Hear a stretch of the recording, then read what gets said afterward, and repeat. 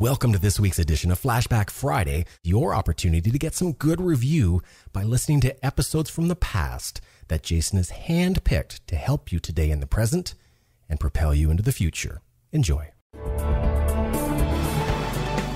Welcome to Creating Wealth with Jason Hartman. During this program, Jason is going to tell you some really exciting things that you probably haven't thought of before and a new slant on investing. Fresh new approaches to America's best investment that will enable you to create more wealth and happiness than you ever thought possible. Jason is a genuine self-made multimillionaire who not only talks the talk, but walks the walk. He's been a successful investor for 20 years and currently owns properties in 11 states and 17 cities. This program will help you follow in Jason's footsteps on the road to financial freedom. You really can do it. And now, here's your host, Jason Hartman, with the complete solution for real estate investors.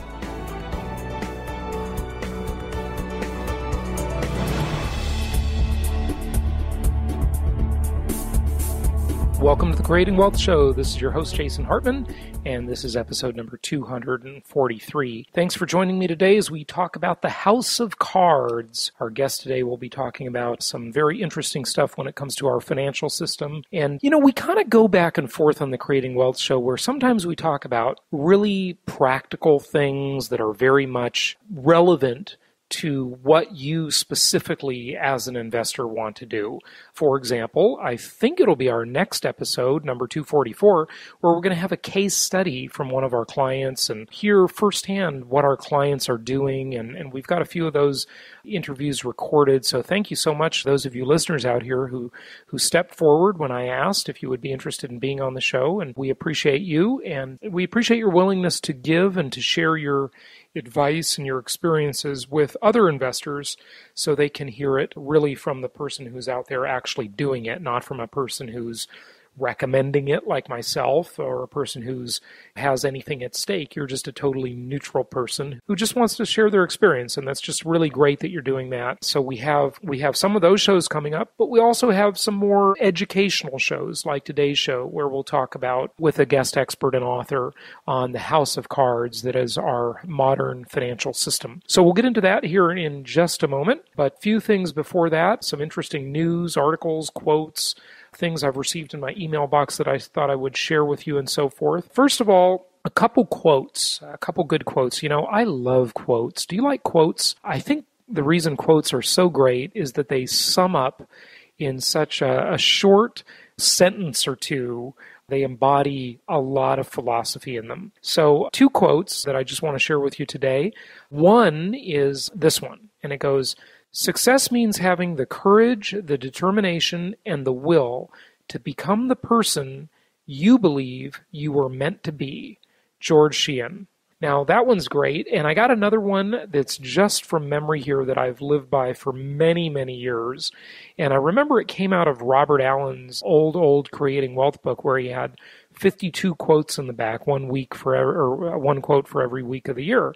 And it goes something like this, just from memory here. "Successful people make decisions quickly as soon as all the facts are available, and change them very slowly, if ever. Unsuccessful people, on the other hand, make decisions quickly and change them often."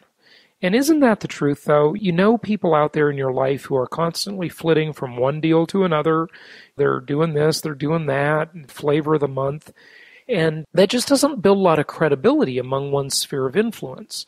Same is true in our own lives and with ourselves. We need to have the determination to make a decision. As soon as we see an opportunity, we evaluate it, we gather the facts, and then we actually execute on it and we do something about it. Because success in life is not really ever, so far as I know, except for a few lottery winners and things like that. But usually, actually, if you read those studies about lottery winners, they usually end up broke just a couple of years later, even if they win $1 zillion.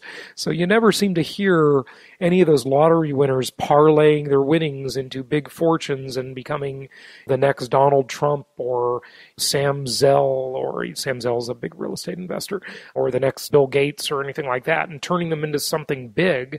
They usually just blow their money. So life doesn't come in those sudden breaks. It comes in the daily effort of doing things well and making good, prudent decisions every single day we go along, and sticking with those decisions and following them and seeing them through. You know, one of the best things my mother ever said to me when I was growing up, and I used to hate it when she said this to me. As a kid, it used to really annoy me. But she always said, Jason, finish the job. Finish the job. Because you know how kids are. Kids will start something and, they'll follow through for about 5-10 minutes and then they get bored. If you have children, or if you ever were a kid yourself, which of course everybody was, you might remember maybe the example of getting a pet or getting a pet for your kids. And the common pet thing goes something like this. And, I don't have kids, but I know how it works as far as this goes. The kid says, please get me a dog, I want a dog, right? I'll take care of the dog, I promise, I'll do everything. I'll walk the dog, I'll feed the dog, I'll give the dog baths and everything, right? And that happens for about 2 weeks. And then suddenly the parents are ending up taking care of the dog, right? Typical thing. Finish the job, okay? So that's a great quote about what it really takes to be successful. It's the simple daily progression toward a worthy goal. And showing up every day and just doing the thing. Earl Nightingale, I love Earl Nightingale, such a classic. He passed away back in 1989, but he was really one of my big mentors in life. Dennis Waitley, Earl Nightingale, Jim Rohn, Zig Ziglar, all of those sort of old motivational speakers that were really famous in their day, but have since they're not as well known nowadays.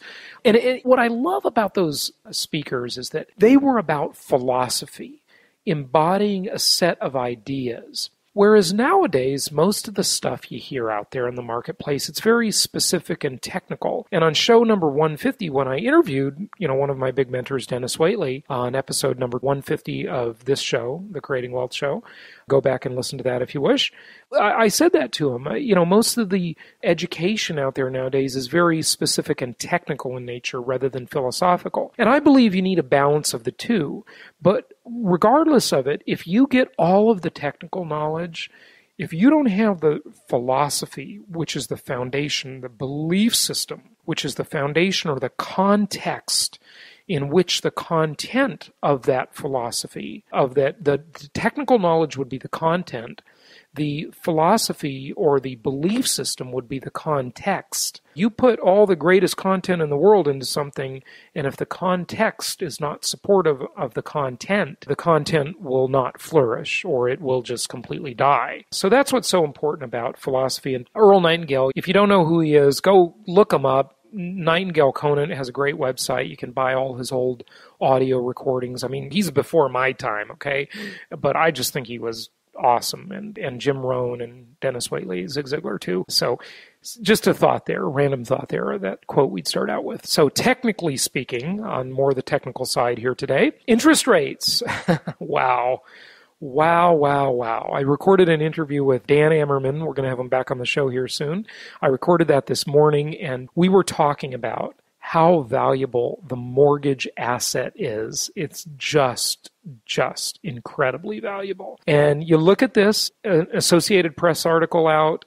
It says, mortgage buyer Freddie Mac said Thursday that the rate on the 30-year home loan was unchanged at 3.87%.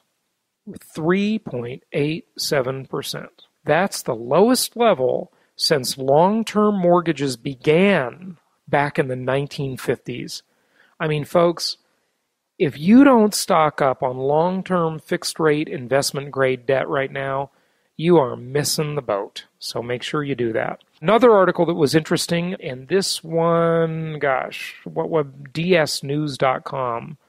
I don't know where I even got this. I think it was one of the newsletters I clicked on.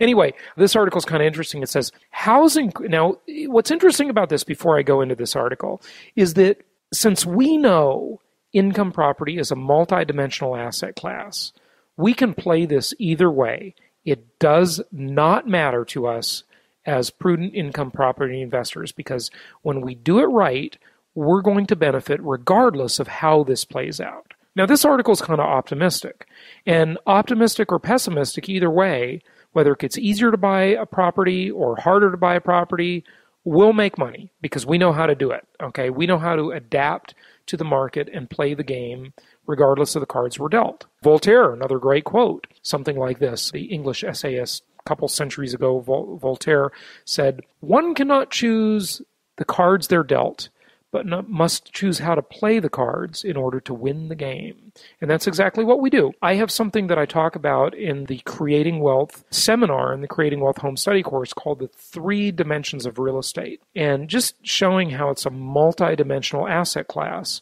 And there are really more than 3 dimensions, but heck, 3-dimensional, that sounds pretty good. It's sort of catchy. And as a multi-dimensional asset class, we know how to play it either way. So what's interesting about this article is that it's pretty optimistic, right? It says, housing crisis to end in 2012 as banks loosen credit standards. Capital Economics expects the housing crisis to end this year, according to a report released Thursday. One of the reasons? Loosening credit.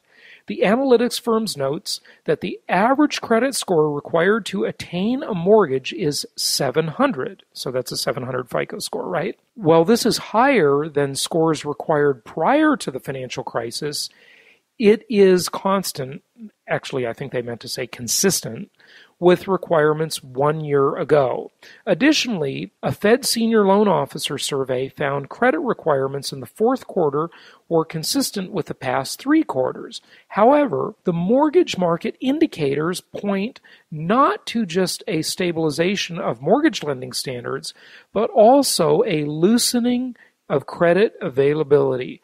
Isn't this what we've all been waiting for? Supposedly, Ben Bernanke and TurboTax Timmy Geithner get up there and they keep saying, the banks have got a loan. But of course, they give them this is my commentary, obviously. They give them a bunch of bailout money, a bunch of taxpayer money created out of thin air that the government doesn't even have, into the trillions. And they have no actual technical legal requirement for them to loan money. They just give it to them, trillions of dollars, and hope that they will do the right thing and lend. It's unbelievably ridiculous. I mean, who in their right mind would do a business deal that way, where there's no requirement on the other party, right? Okay, enough of my rant and my frustration. Back to the article. Banks are now lending amounts up to 3.5 times borrower earnings. This is up from a low during the financial crisis of 3.2 times borrower earnings. Banks are also loosening loan-to-value ratios, that otherwise known as LTV, loan-to-value ratio, which Capital Economics denotes as, quote, the clearest sign yet of an improvement in mortgage credit conditions, unquote. In contrast to a low of 74% reached in the mid-2010, banks are now lending at an 82% LTV, or loan-to-value ratio. While credit conditions may have loosened slightly, potential home buyers are still struggling with credit requirements. My comment here. Folks, tens of millions of people have seen their own credit scores, either unintentionally or completely on purpose through strategic defaults, they have seen them decline. And this, I say, benefits us as investors big time. Because while lots of people used to have credit scores above that 700 FICO score mark or 720 mark, nowadays, not so many. And a lot of it was purely by choice through strategic defaults, okay? So this benefits us. Why? Because it forces more people into the renter pool. Remember, the great thing about our asset class that we love so much, income property,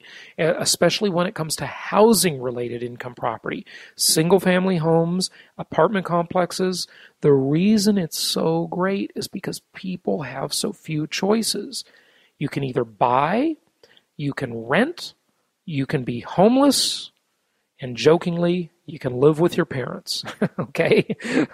And so that obviously is good for us, right? When it's harder to buy, rents increase. Dan Ammerman and I talked about that this morning. By the way, I recorded another show today you're going to find very interesting when we publish it, which is about the solo 401k and breaking out of 401k jail. I know a lot of you listening are in 401k jail with your company and your retirement plan, and we have a show coming up on that very subject, and we're also going to talk about it at Meet the Masters in March. But anyway, just to finish this article off, it's almost done. While credit conditions may have loosened slightly, some potential home buyers are still struggling with credit requirements. In fact, Capital Economics points out that in November, 8% of contract cancellations, in other words, where the property went under contract, went into escrow, when it was sold, were canceled, were a result of the potential buyer not qualifying for a loan.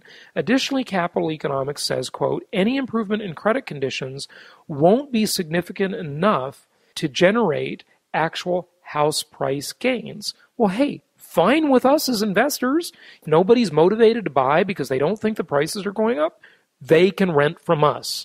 Either way, we understand it's a multidimensional asset class. We know how to play the game. So anyway, that's enough on that article. Another thing I got interesting, and this is actually a friend's company, a friend of mine that I've known for many years back in Orange County. I will not say the name of his company because I don't think his deal is very good.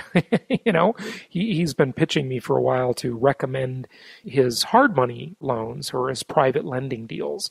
And listen to this deal, okay? This compared to the private lending or hard money that I can introduce you to, I think is a terrible deal compared to our deals, okay? So I'll just tell you about this. This is a new second trustee, meaning you're in second position as the lender. And you know what? When it comes to being a lien holder, a mortgage holder, I do not like being in second position. I've done it many times. I lost money one time on it as a lender. That's why I'm not nuts about being a lender. But, I didn't really understand it as well then as I do now. And I think my lending now, I really like the lending that I'm doing. And, a lot of you clients, I know a lot of you listening are doing lending through the introductions that I've made for you. And many, many of you have expressed interest in it. And by the way, in a moment, I'm going to talk about some due diligence and some requirements I want you to put on your private lending just to reduce your risk. But let me tell you about this deal first and why I think it's a lame deal. So this is a second trustee. Don't like being in second position. It only pays 10.875%, which is not very good, frankly. I mean, of course, that's far better than anything you're probably going to get on Wall Street, far better than the bank for sure. It's a lot better than the bank by a multitude of thousands, but it's still not that good. And here's why. This property is a single-family home in Beverly Hills. It's $14 million. And they want you to loan a second trustee on this property of $980,000. So this is the big leagues, folks. This is big money we're talking about, right? There's a first on the property of $5,345,000, bringing the loan-to-value ratio to 45.18%. Now, that's a good LTV. It's very good. But on a big property like this, a single-family home, these are highly risky deals, okay?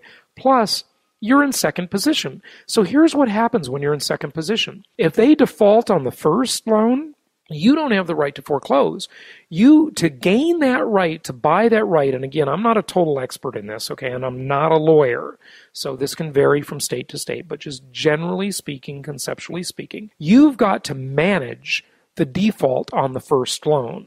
So you've got to pay the payments on the first loan to keep the first lender from foreclosing first, because if they foreclose first, you could be totally wiped out and get nothing. That's why being in second position can be very, very risky. And in second position for a borrower with, they say, good or fair credit on this 18-month long loan, you get 10.875%. And folks, I think that deal stinks. It's not nearly as good as the 12 1/8 that you can earn through our group on much smaller loans. So even if an investor came to us and said, hey, I've got $1 million I'd like to loan, I would rather see them diversify to different providers and different properties and different geographies, which is what we can do for you by referring you to our vendors. And they're much smaller, much more saleable properties than one big property in Beverly Hills. I mean, folks, that deal, it may be fine, but I wouldn't touch it with a 10-foot pole. So there you go. Now, a couple things I want you to know about hard money lending, and this will be a short thing here, but if you ever do hard money or private lending, I want to give you a few tips on that as a due diligence checklist and some requirements you want to make of the borrower. Number one, always use an escrow company or an attorney, depending on the geography. Some places use attorneys, some places use escrow companies. So use one of those as a neutral third party. Number two, get and evaluate comparable sales info or an actual appraisal so you're comfortable with the loan-to-value ratio or the LTV so that you feel you've got a good margin of safety in there. If possible, and by the way, I want to say this is not necessarily always possible to do this next one, but if you can, it doesn't hurt to do it, and that is get a preliminary title report. Why is it not always possible? Because a lot of our vendors are buying these properties at foreclosure auctions, and they need to be funded almost instantly. So you can't, there's not time to get a preliminary title report sometimes. But if you can get it, try to get it. All right. Number four, require a closing protection letter or a lender's escrow instruction showing you, the lender, in the first lien position. Again, I don't like being second place in this mortgage lending. I want to be first lien, but you need a closing protection letter, and a lot of people don't know what that is. So just call it a lender's escrow instruction, and that should be signed by the attorney or the escrow officer showing you, the lien holder, in first position, okay? And require a lender's title policy. So that's a title insurance policy that protects you, the lender, so that you know there are no other liens on the property. And then finally, only wire money to the attorney, the escrow, or the title company who is doing the transaction. Do not wire the money to the borrower directly. Okay, so a couple things there that can protect you and reduce your risk when doing private lending or hard money lending. But folks, the returns are phenomenal. It's simpler than owning the real estate. I do like owning the real estate myself much better. I think income property is much better than being a lender. But for quick, easy, simple, scalable things, if you want to deploy a lot of money and you want to deploy it quickly and you want it to be simple, the lending is great for that, especially the short-term lending. But even if it's longer-term lending, it can still be pretty good. You're going to do a lot better than you're going to do in the bank for sure, and you'll probably do a lot better than you'll do pretty much anywhere else except owning the property directly. Okay, a little sign here that the economy may be recovering. I don't know that it really is. I don't, it's sort of hard to really even address that issue, and we sort of do that overall on the show with all the guests I talk to. So I'm not going to delve into that right now. But one sign that there is money sloshing around out there again, I think, is the fact that you've got all these sort of somewhat hokey deals out there. And that's where you hear these companies again. I didn't hear them for years, and now they're all back. They're on the radio selling like ranch land and lakefront property in these obscure areas. And I've got one here that came in my email box. It's called Tennessee Land and Lakes.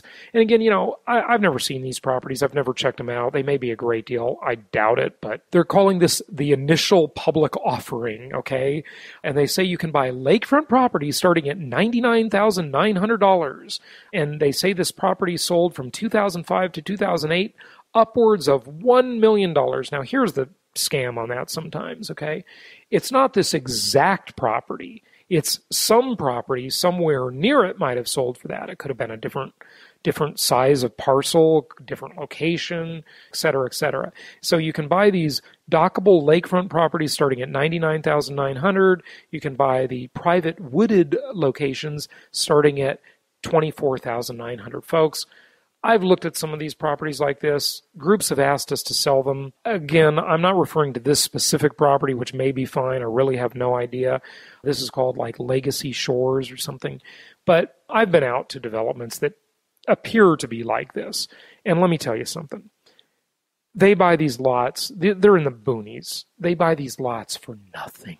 People will go in there and they will buy these lots en masse for $1,000 each and resell them for $25,000. Again, you want to buy rental property. You don't want to buy crap in Belize.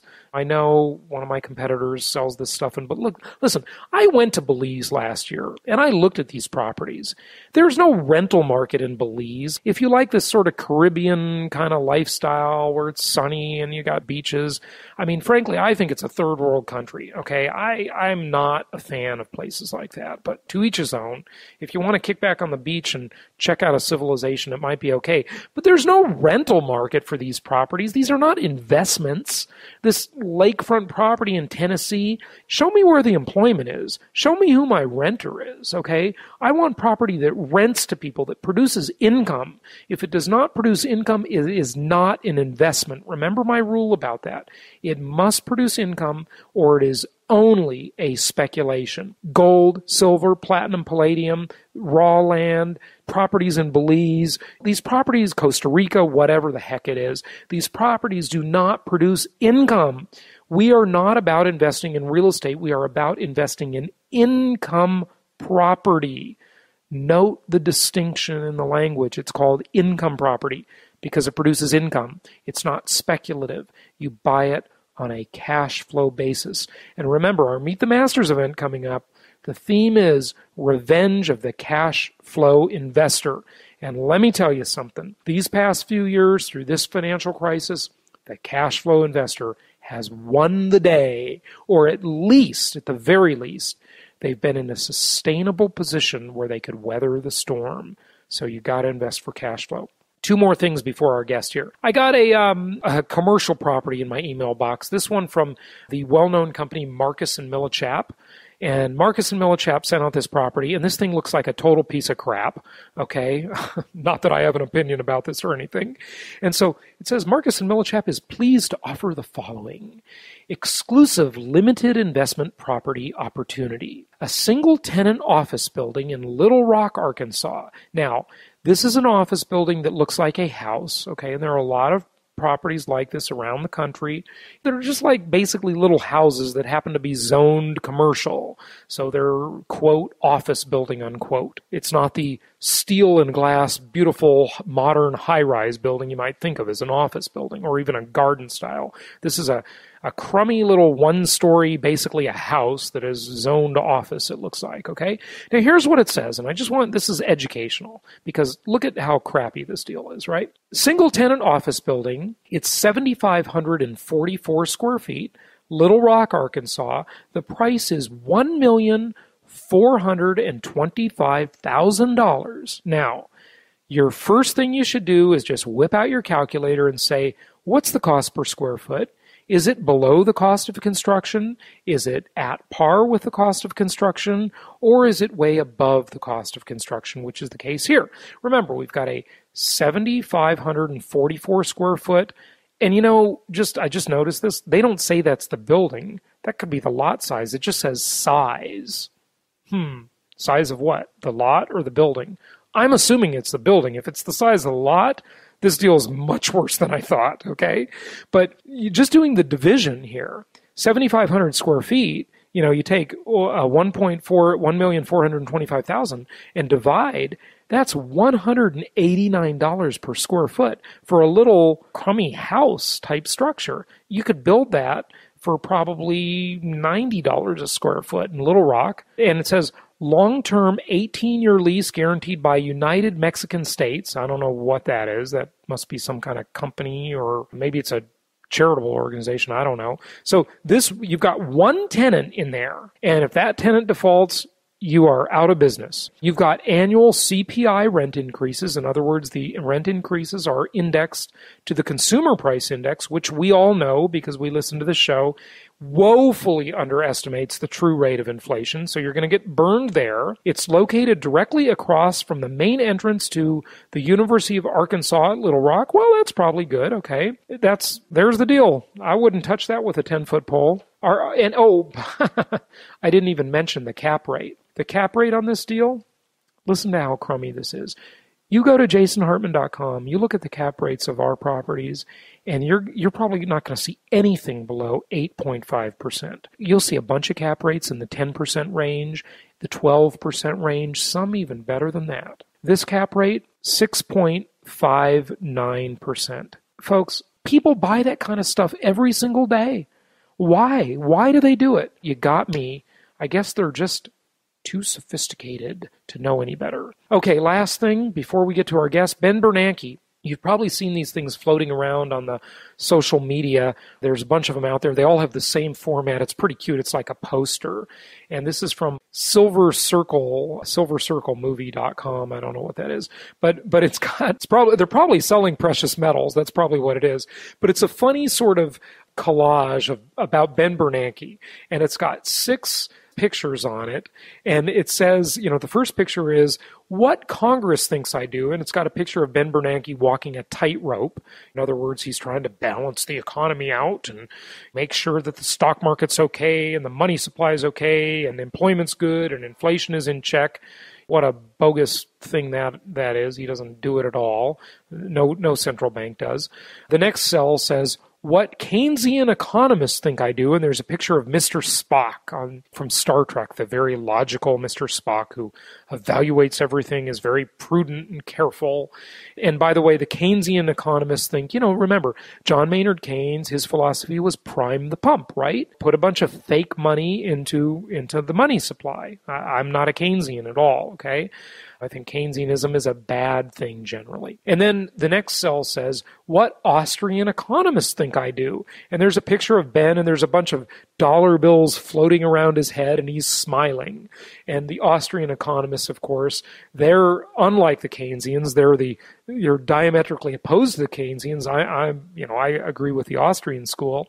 And what they think is the government should get out of the way and free markets should rule the day, okay? The next cell says, what I tell people I do, and there's a picture of Ben, and he's captaining a ship, and he's got his captain's hat on, and he's going off into the sunset, and like the brave man he is who's taking care of the economy, and he's got all our best interests at heart. Okay, that's what he tells people he does. And then the next picture is what I actually do, and there's a picture of Ben flipping a coin because his guess is about as good as anybody's. And if you listen to that article that I shared on the last show, episode number 242, it's really telling about that transcript of a private Federal Reserve meeting that was released that talked about how completely idiotic these people are. They really know nothing. Their guess is as good as ours. And that's why they should just minimize their level of interference and let the market correct itself. That would be the best thing. And the last image says, how history will remember me. And there is a picture of the Hindenburg blimp crashing into the docking tower. And it has got a huge picture of the dollar bill on the side as it's going up in flames. And that is how history will remember Ben Bernanke and Alan Greenspan. In my opinion, I agree with that. They are the people who destroyed the value of the dollar. But as a prudent income property investor, you know that as the dollar is destroyed, so will the value of your mortgages be destroyed. Remember, inflation attacks our savings, our stock portfolios, our mutual funds, our bonds, even our equity in real estate. But thankfully, it also attacks our debt. So it destroys the wealth of all the people who did the supposedly right thing, who saved money, who paid off their home, who did all of that stuff. Those people get hurt the most, while the people who have long-term fixed-rate investment-grade debt outsourced to somebody else called a tenant and attached to a package of commodities that are not indexed to the dollar because they are traded globally, and those are the construction materials, the ingredients of a house, the ingredients of an apartment building. Those are indexed to inflation. Those people win the game on every single level, and that's what we do as prudent income property investors, and that's what we talk about here on the Creating Wealth Show. So let's go to today's guest. Join us for Meet the Masters in March. That'll be next month. It's coming right up fast, folks. Get in on the early bird pricing. Go to jasonhartman.com to register.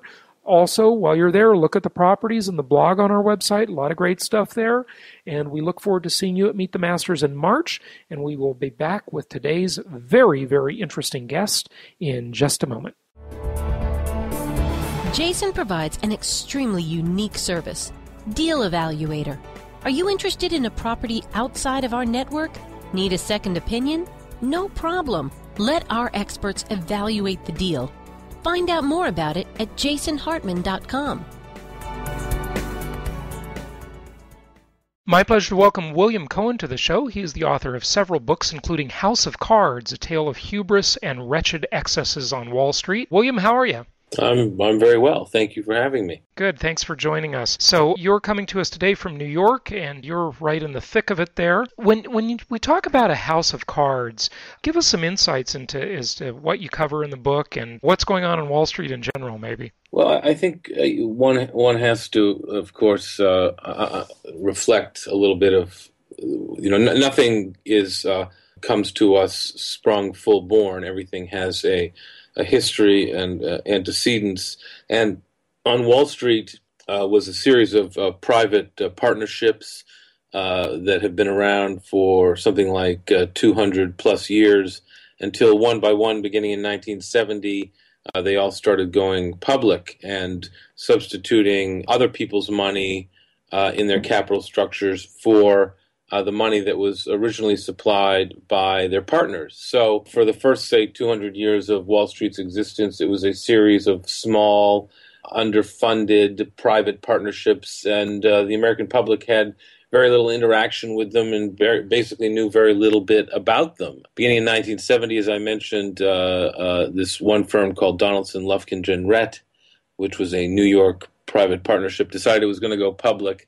Other Wall Street firms were aghast and offended. It was against the New York Stock Exchange rules, but they persisted and went public. And then, of course, one by one, everybody else on Wall Street went public too. So over time, what had been partners' money that was being risked every day and therefore forced everyone at these small firms to be prudent about the risks they were taking, went from being a sort of a partnership culture to what I call a bonus culture, where people were encouraged to take risks with other people's money. Their own net worth wasn't on the line anymore. They had no accountability whatsoever. And as a result, they were encouraged to take huge risks with their investors and their creditors' money. And as a result, over time, they took more and more risk. They used more and more leverage. They essentially became, hence the title of the book, a house of cards. And every firm on Wall Street was pretty much like this. Bear Stearns was just the first to fail in March of 2008. And when you talk about these firms going public and so forth, are you talking about investment banks then specifically, or just general financial services firms that serve consumers like Merrill Lynch, for example? Or basically, I'm trying to make a subtle distinction between securities firms and commercial banks, although now, since the collapse, the ending of the Glass-Steagall Act. So you have to go back to the Depression and the creation of what was called the Glass-Steagall Act in around 1934, which forced investment banks, securities firms like Goldman Sachs and Morgan Stanley. In fact, that's how Morgan Stanley got created, because to separate from commercial banks. So J.P. Morgan, the great J.P. Morgan, used to have both commercial banking and investment banking under one roof. But the Glass-Steagall Act required that they separate commercial banking from investment banking, because investment banking was perceived as being very risky business where people were encouraged to take risks.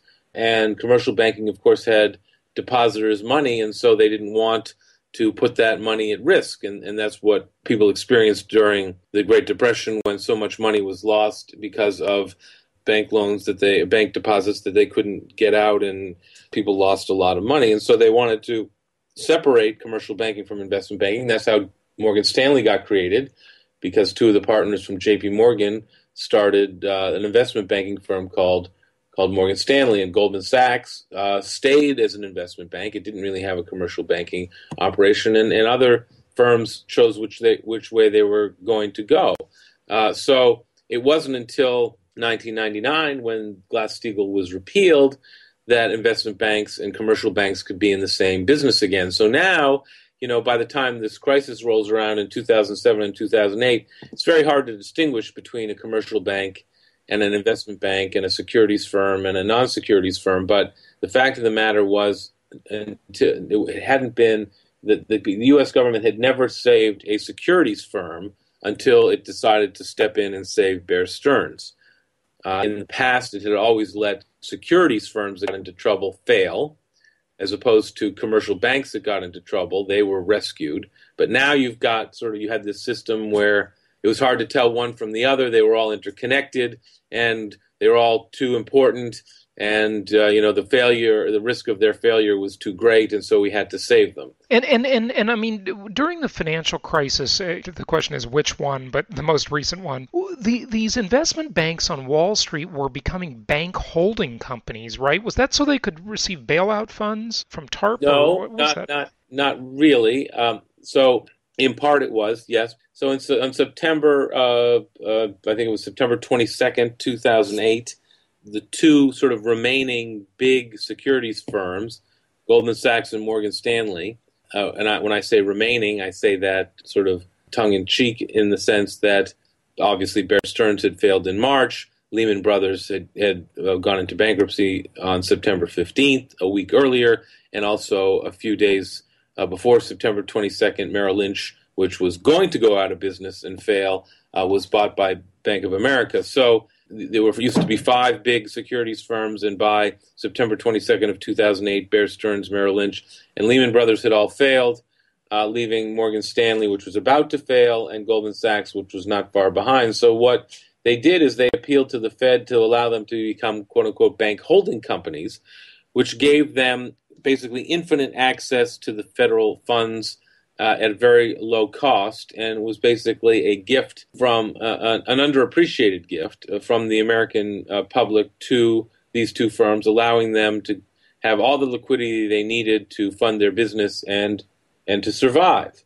But they became bank holding companies, and in that they joined the other big banks like Bank of America and J.P. Morgan and Deutsche Bank and things like that, who were also bank holding companies. So therefore, what happened was on September 22nd, 2008, is basically securities firms, the big securities firms all went away and they became bank holding companies, which has given Goldman Sachs and Morgan Stanley, like these other banks, infinite access to low-cost funds from the Federal Reserve Bank, which has been a gift from the Federal Reserve Bank to these funds, because then they can turn around and invest this money in Treasury securities and take the spread, or they can lend it out and get an even bigger spread. So it's an incredible gift that the Fed keeps giving to these firms, and at the expense, I might add, of the American public, who not only helps pay for it, but also whose interest rates that they get on their savings are kept incredibly low. And now that we've become a nation of savers again, savers are being penalized for saving. I mean, I don't know when the last time you looked at your savings account. So it's below the rate of inflation, so we're certainly getting penalized for saving. Exactly. Yeah. Saving money is about the worst deal going, unfortunately, which is that incentivizes bad behavior in the economy, and of course very speculative behavior, and I don't think that's good overall. But you have some very interesting chapter titles in your book. One is a section rather than a chapter where you talk about the end of the Second Gilded Age and then the 10 and 10 strategy. Tell us about some of that, if you would. Well, I mean, I think that it was truly. Basically, it's been one big party for Wall Street since the early 1980s, when inflation was tamed by Paul Volcker. Reagan came to town and basically loosened the regulatory environment.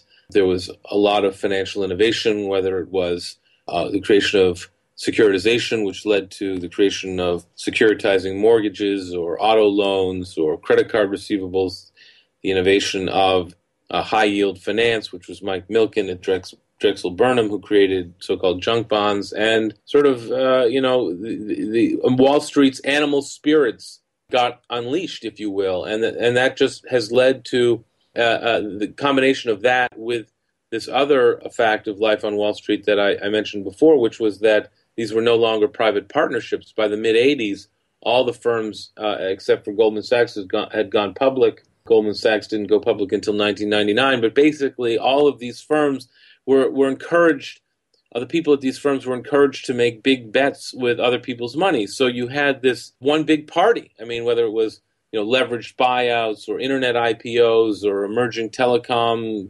hysteria or mortgage-backed security hysteria. I mean, on and on and on. I mean, it's been one a crisis after another that was created by this combination of the fact that people got rewarded to take risks with other people's money. All these new kinds of products were being developed and brought into the market without any accountability on people's behavior, because there was no threat of losing your entire net worth because there weren't private partnerships anymore. In fact, people were encouraged to take these risks because they wanted to get big bonuses, and the way to get a big bonus was to generate revenue, and the way to generate revenue was to sell these wacko products to unsuspecting buyers. So yeah, and they may not come home to roost during your tenure, so you can just like our politicians just kick the can down the road to the next group. And even when they do come home to roost during their tenure, like they did in 2007 and 2008, what happens? There's no accountability. Yeah. They get bailed out, and they still get their big bonuses. It's just disgusting, and you can really see why people are so angry about it. Which actually brings me to another question, just to get your comments on this, not in the book, obviously, or anything, but the Occupy Wall Street movement. Your thoughts? Well, I'll be honest with you. This is something that I've been wrestling with lately. I've written a few columns about it lately. I was on the Daily Show on April 28th talking about my Goldman book, and during that show I talked about how I couldn't believe that there was nobody out in the streets protesting about what Wall Street has been doing. And here they are. and so here they are. But I guess I am saddened and disappointed with what here we are means. I wish that these protesters, whoever they are, and they really are a cross-section of America, and I applaud protesting. I believe it's an important part of America and what makes America great, or what has made America great. So I'm all for it, but I'm really kind of disappointed that whoever these people are, they haven't taken the time or asked people like me who understand these things, or other people, to share with them the way Wall Street really works, so that they can be clear in the changes that need to take place, so that we don't have this recurring boom-bust cycle on Wall Street, this recurring series of crises that really are extremely debilitating to not only our economy, but to our entire culture and society. And so just sort of blithering away with the usual, revolutionary pablum, which you often see now down at the Occupy Wall Street movement, I find very frustrating and disappointing, and I wish they were more focused and had a better understanding of the way Wall Street really works, so we could get real reform. So I'm all for the protest. It was an early person wondering why people hadn't protested, but now I feel like there's no there, and I'm not quite sure what it's all about. Yeah, it just seems that they need to get clear on a real message, and otherwise they're just sort of being rather childish. But another interesting point, and this has been circulating around Facebook and in the social media, where there are two newspaper clippings, and one is entitled "Ex-Mortgage CEO Sentenced to Prison for a $3 billion Fraud," and it talks about how he got a 40-month sentence. And the other article says, "Homeless man gets 15 years for stealing $100. The contrast here is mind-boggling, and it is just amazing how little account there has been, at least so far, for the crimes that have gone on in our financial system at the highest levels. I know exactly what you're saying. As I wrote in the Goldman book, the crime is not what's illegal. The crime is what's legal. You have to remember that for decades now, generations now, Wall Street has been influencing what goes on in Washington. Wall Street has been paying lobbyists and donating to congressional coffers so they can get the kind of regulations, or lack thereof, that they feel comfortable with. There's been the revolving door between Wall Street and Washington that's been going on for decades. So you get something like the Dodd-Frank law, which is 2,200 pages long that nobody can figure out, while we're having this conversation now, Wall Street lobbyists are working away in Washington to make sure that the regulations that are still being written are ones that they can live with, and they're willing to take out all the stops to make sure that that happens. As a result, you don't get. It's just shocking to me. I think in House of Cards about Bear Stearns, I didn't do this intentionally, but I think it's clear that there's a sort of a prosecutorial roadmap that shows in documents and in conversations I had with people, what was going on with the Bear Stearns hedge funds, which led to the collapse of Bear Stearns. The collapse of the hedge funds led to the collapse of Bear Stearns, and there was a trial. Actually, these two hedge fund managers were the only time that anybody in all this has been brought to trial criminally, and then they were acquitted.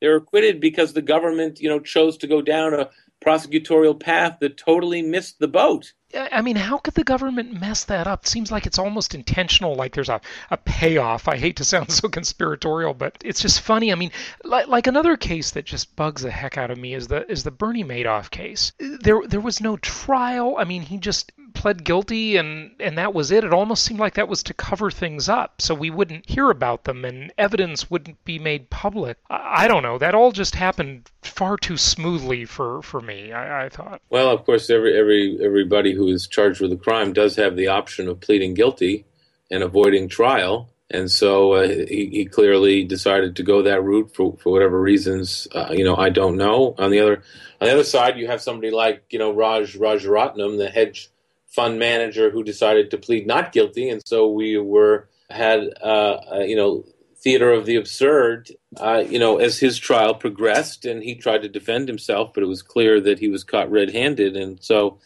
I guess you can't always. This is one of the rights that people who are charged with crimes have, is to plead guilty. I mean, I guess it's not dissimilar to the way some people in Libya feel when they see that Gaddafi has been killed, and some people would have preferred that he had been captured and put on trial and put away in prison for the rest of his life, so he really continued to suffer. Let me take a brief pause. We'll be back in just a minute.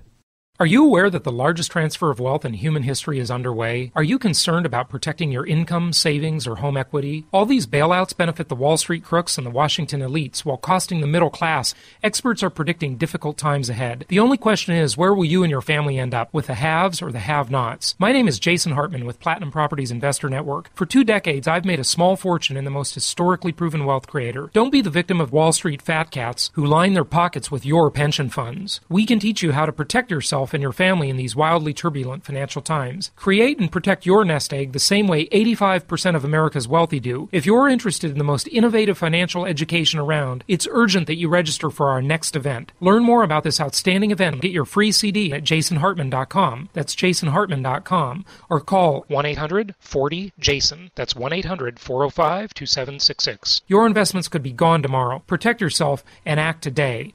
So what is your thought about the future? Wall Street had its big changes in the 80s, and it's interesting because that's shortly after that is when it seems to me that the stock market just expanded so much into middle America, owning stocks, later with the advent of the internet and the online trading. And it seems like everybody and their brother got into the stock market, whereas in the old days it was more for the wealthy and the insiders. And I don't mean insiders like insider trading, but just the people at higher levels of finance.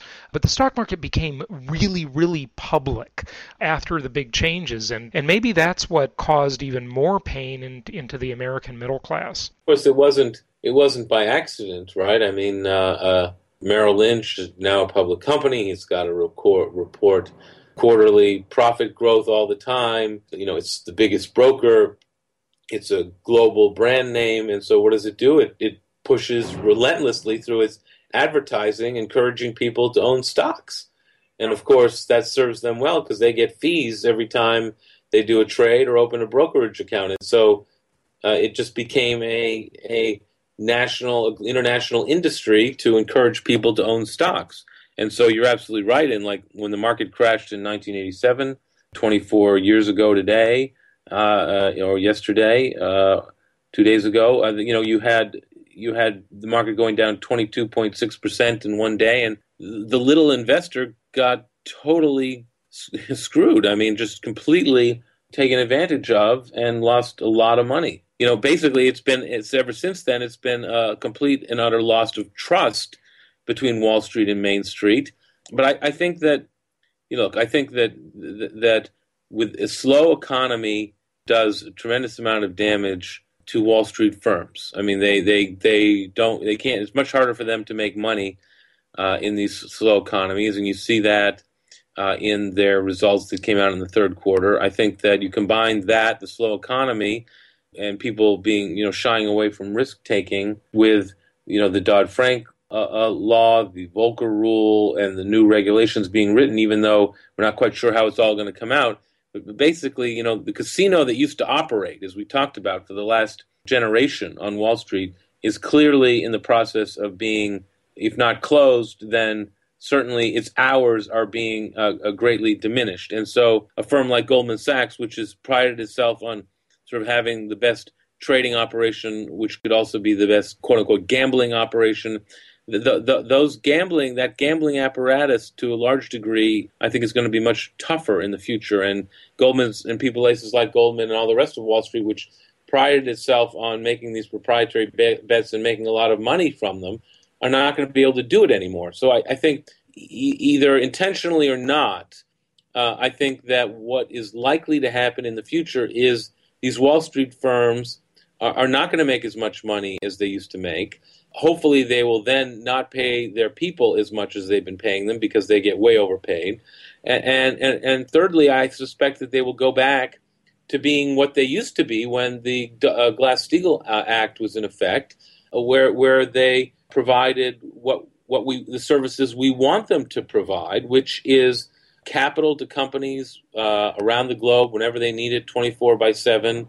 Whether that's debt financing or equity financing, providing investment advice, providing advice on mergers and acquisitions, but closing the casino. And I think that'll make the world safer for all of us, because we just can't tolerate this kind of risk-taking anymore that Wall Street's been doing for the last 25 years. Well, I very much hope you're right. However, my pessimistic side says that Americans have very short memories, and when the frenzy starts again, which it undoubtedly will, Wall Street will have their lawyers, lobbyists, PR firms, and spin doctors, and all of it out en masse, and the general public will just soak it up like the pawns or suckers they are. I don't know. I'm pretty pessimistic, I guess. Well, I think again, it remains to be seen. I mean, we've been taught a lesson here. There's no question about it. But you're right. We've been taught this lesson many times in the last 25 years, 10 times at least. And when the market crashed in 1987, I saw grown men standing around Quotron machines crying, and everybody swore this kind of thing would never happen again, and then it's only happened about 10 times since. So there's certainly nothing in the Dodd-Frank law or any of the regulations that are being written that is going to change the way people behave on Wall Street or change the incentives on Wall Street. So I suspect before long we will have another problem. Yeah. And what do we do, just in closing here, what do people need to do, Bill, or what needs to happen, I guess, in government to fix it? Do we need to change Glass-Steagall back to the way it was before 99? What would solve the problem? Well, I think while, reinstating Glass-Steagall or something like that, separating commercial banking from investment banking, separating risk takers from non-risk takers, I think would, it'd have to be updated, obviously. I think would be a very effective rule or law. I think getting it implemented is very tough in this political stalemate environment. I would call on these Wall Street firms. They can do this without a law. They need to change the incentive system on Wall Street. It can no longer be right that people get paid to take huge risks with other people's money, and they get paid big bonuses whether they, lose money for these firms or don't lose money for these firms. One thing that was a common denominator through, much of the years until 1970, which was that these firms had to operate using their partners' capital. And as a result, they were much more prudent about the risks they were willing to take. and they weren't rewarded to take risks. They were rewarded to create pre-tax income so that they would have something to divide at the end of the year. So we need to go back to something like that. I've made a few proposals that never, of course, getting any traction, but I think that this is something that real leaders on Wall Street, if Lloyd Blankfein at Goldman Sachs were a real leader, he would implement a program that put the top 100 people at his firm, or the top 300 or 400, have real skin in the game, have their entire net worth again on the line, so that they were really cognizant every day about the risks they were taking and were really prudent about the risks they were taking. And I think if something like that would help, even if we don't get the legislation passed that might really do it, but that kind of self-regulation, that kind of leadership would help reduce the tensions and the risks that Wall Street poses to the rest of us. And it's long overdue, and that's the kind of thing that I think needs to happen. Well, and I couldn't agree more, but the question is, you look where the incentive lies. Why would they do that? Why would Blankfein care? I mean, playing with other people's money and taking big risks, that's rewarding to Goldman Sachs. It's rewarding to all of the other firms too, isn't it? I mean, your vision is a good long-term vision. It seems like it would inspire public trust, and more money ultimately would come back to the market. I agree with you there, but Goldman used to pride itself on being long-term greedy.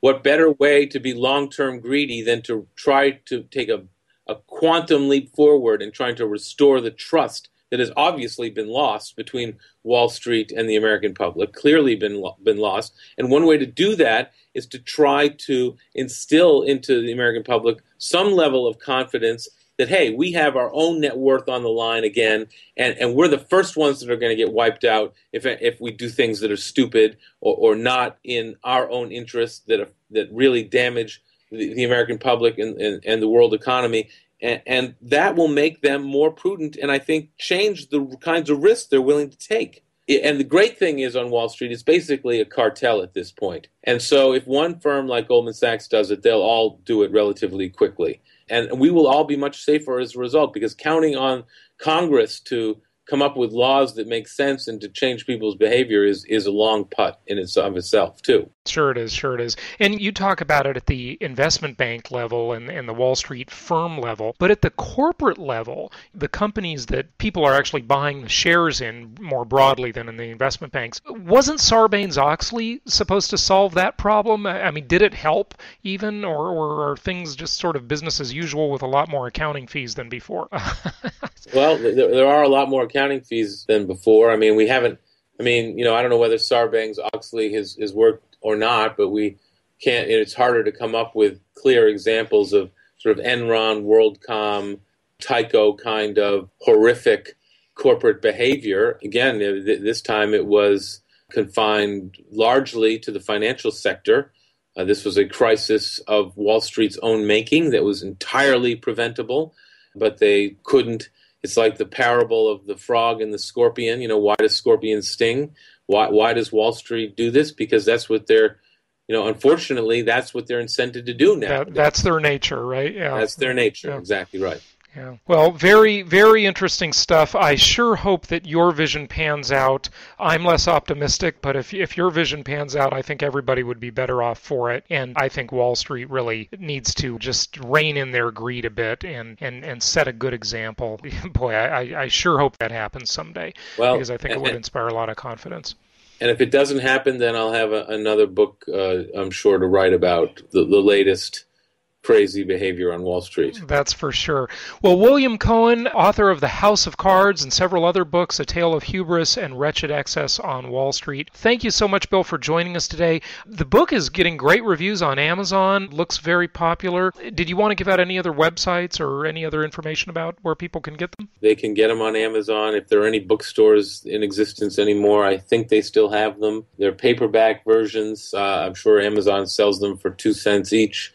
So the more important thing is that people get a hold of them and read them and understand the way Wall Street really works, so that they can put pressure on people, congressional leaders and people on Wall Street to change the way they've been behaving. Fantastic. William Cohan, thank you so much for joining us today. Thank you. Thank you for having me.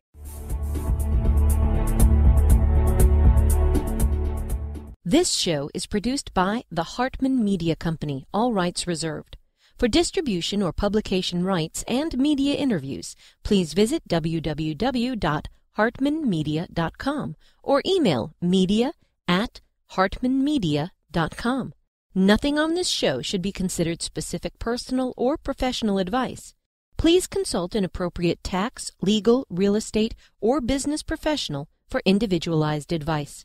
Opinions of guests are their own, and the host is acting on behalf of Platinum Properties Investor Network, Inc. exclusively.